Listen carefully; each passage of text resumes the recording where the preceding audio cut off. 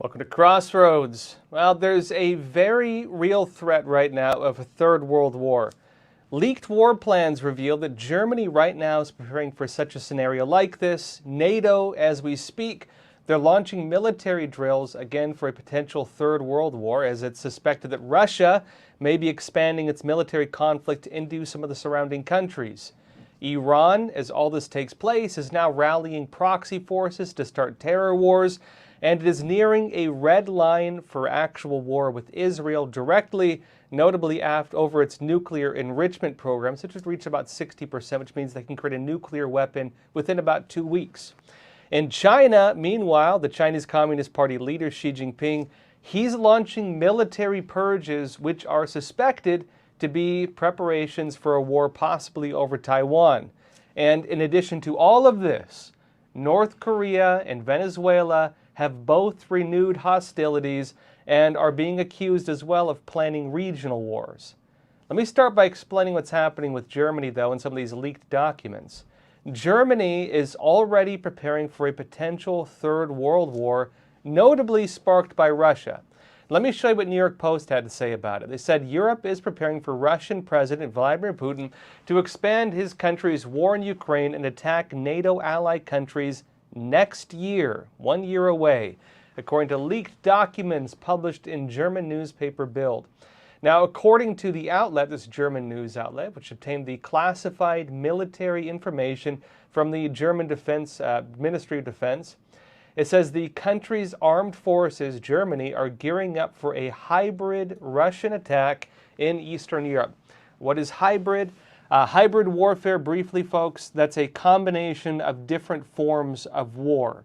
It could be, for example, the combination of a cyber attack with a physical invasion.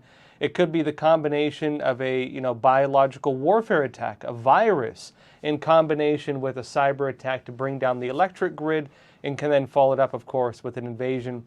It could be a combination of many of these things and then what you call a fifth column force, which would be, let's say, people who are planted in a country, maybe through the mass immigration system that you have throughout most of Europe. Remember that they've had a lot of refugees coming from Ukraine and from Russia. Maybe a lot of those people would be sleeper agents. They could get triggered, fifth column attack, destroying local assets, maybe taking out the water supply by poisoning it, taking out the electric grid, which notably during the Cold War were some of the plans the fifth column from the Soviet Union were assigned to do in the United States in the case of a war. Combining those with other forms of war, that's hybrid warfare, which is what they're saying would be the model for the attack in Eastern Europe. Now, it notes the newspaper, Bild, this German newspaper, detailed how multiple potential alarming scenarios could unfold in the months ahead. One of these, it says, is dubbed Alliance Defense 2025, which is going to start in February with Russia mobilizing an additional 200,000 soldiers. It notes that emboldened by Western financial support for Ukraine drying up, Russia would launch a massive spring offensive against Ukrainian armed forces.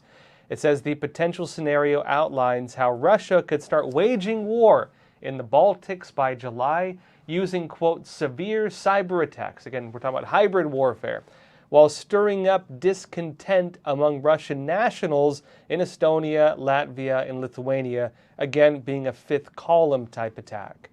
Now, in addition to this, because it's not just limited to these leaked German documents, it's actually bigger than this. NATO is launching its own military drills, again focused on Russia. Now, gearing up for war, NATO calls up what they're saying is the biggest global force in decades, with 90,000 troops, which are going to begin what they call steadfast defender World War III drills. This is according to the Sun UK. It notes that NATO has announced its biggest call-up in decades as 90,000 troops prepare to begin World War III drills in a matter of days. And notes, of course, it's framing these as World War III drills. Keep in mind the broader context of it. Military drills often signify, well, one, the rallying up of local forces in a given region. It's a way of doing show of force operations. It's also a way of bringing your troops to a specific area were a war or an invasion to take place. One of the concerns when it comes to surprise attack, for example, is that Russia, remember we're talking just a minute ago, about in 2025 they're going to be rallying 200,000 soldiers for Alliance Defense 2025, bringing those up to their borders in key areas. The concern is that they could use that as a smokescreen to launch a full-scale invasion. So taken into context of that, if NATO is launching its biggest call-up rallying of 90,000 troops, again, in their region, this is also a way of mobilizing local forces in a way that looks like it's just a military drill. Now, the Sun UK notes that among that number will be 20,000 British troops as the alliance plans to test allies on their ability to engage in conflict, notably with someone as capable as Russia. It notes that Steadfast Defender, this operation, is going to begin next week, and it's going to run till late May, and it's going to involve units from all 31 NATO member countries, plus candidate member Sweden.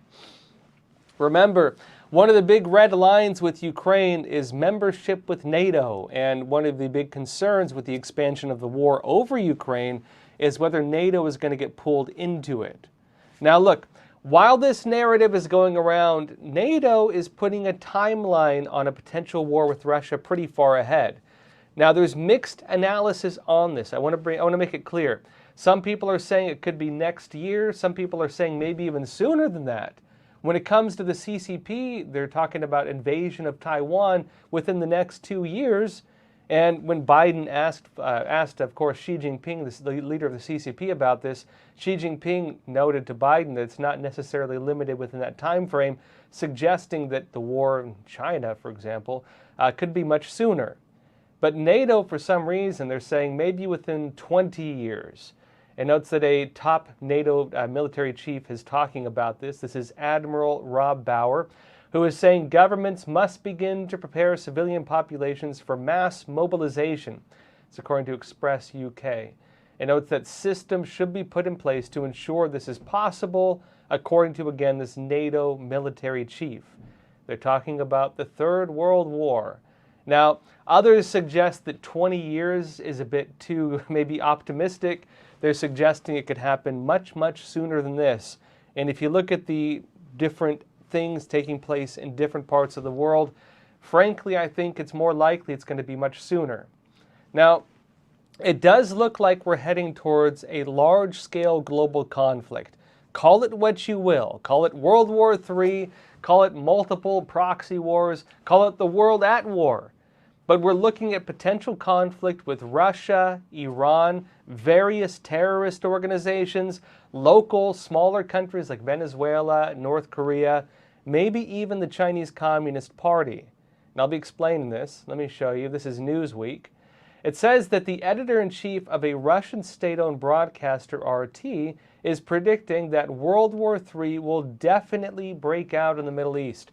It notes that this individual has made many posts on X, who the U.S. State Department deems a Kremlin propagandist, raised questions about when world powers, including the United States, would spark a major conflict, although she claims that Russia will sit out the major impending war. I don't know about that.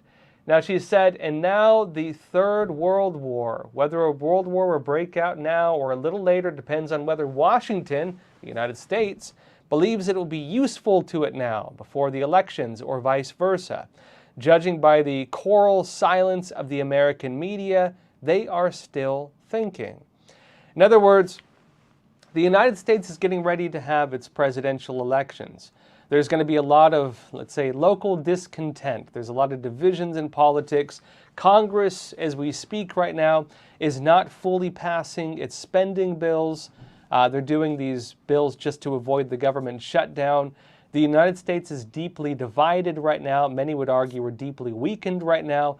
They're having a military recruitment crisis where they've had significantly fewer, interestingly, white males being willing to join the military.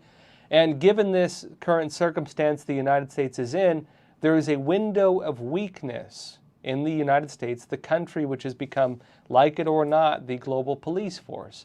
The nation that steps forward to defend countries from tyrants in other countries and that tries to prevent world wars from happening.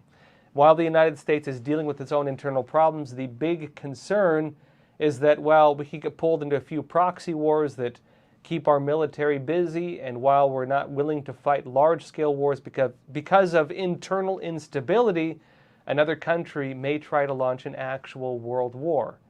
Now, as all of this happens, on the note of, will we fight a terror war, which is what Russia's suggesting, and saying a world war could start over that, Iran, right now, as we speak, could soon build a nuclear weapon. In fact, the window for them building a nuclear weapon is about 2 weeks. And this is pushing the world a lot closer to the brink of what we've been discussing. And also, the Chinese Communist Party is now purging its military, as the question of will the CCP invade Taiwan is growing louder. CCP leader Xi Jinping is currently purging military officers, notably the individuals who would oppose him invading Taiwan. And he's allegedly replacing them with officers who would obey that command.